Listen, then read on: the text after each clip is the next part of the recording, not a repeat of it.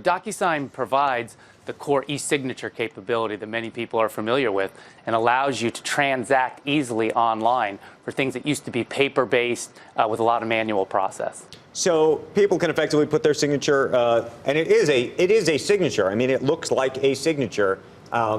You compete with there's HelloSign and a couple of other different services. Clearly, you're a leader in this space. How valuable does your signature, the actual written signature, the John Hancock, matter anymore in a digital world?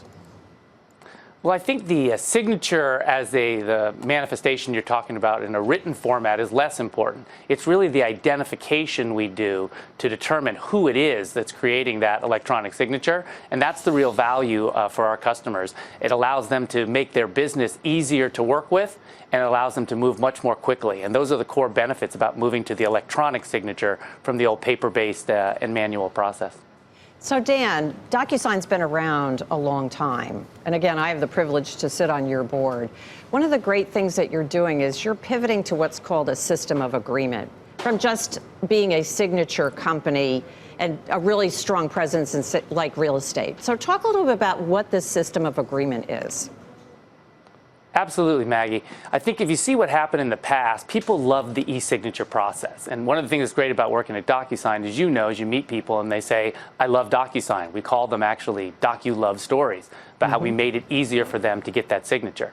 But increasingly, our customers have said to us, could we move upstream to actually preparing the agreements so that the documents that are being signed are actually also in the DocuSign system, and move post-signature into what we call the manage phase, so we can help them run their business based on those agreements that they've created. Dan, how do you think of a blockchain in this context, given that to some extent what you're doing is in some sort of a blockchain-like system of sorts to try to keep an identifier on all the documents? Absolutely, particularly in the aspect of storing the encrypted agreement. So we've built the capability for our customers who want to store the system in the DocuSign system to do that encrypted, or to do that in a public blockchain with Ethereum. At this point, I would tell you the vast majority of our customers are using the core DocuSign system because the economics are better. Over time, I think blockchain will get to scale where it becomes a more reasonable option. But at this point, it's still a little bit early for what I think is a super exciting technology. Gets to what you describe as a reasonable scale, is that good or bad for your business?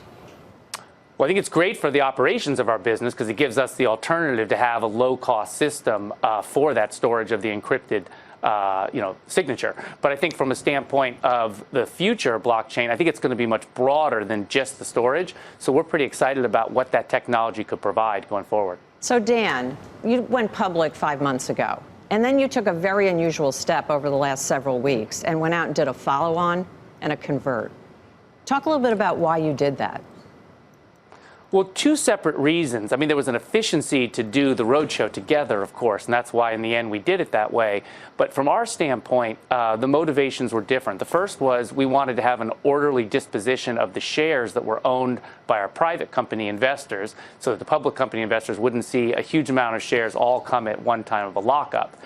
So that's why we did all secondary shares there. The convertible, it's a super attractive time to do convertible offerings at this point for technology companies. Very low cost of capital. And we had recently completed an acquisition of a company called Spring CM.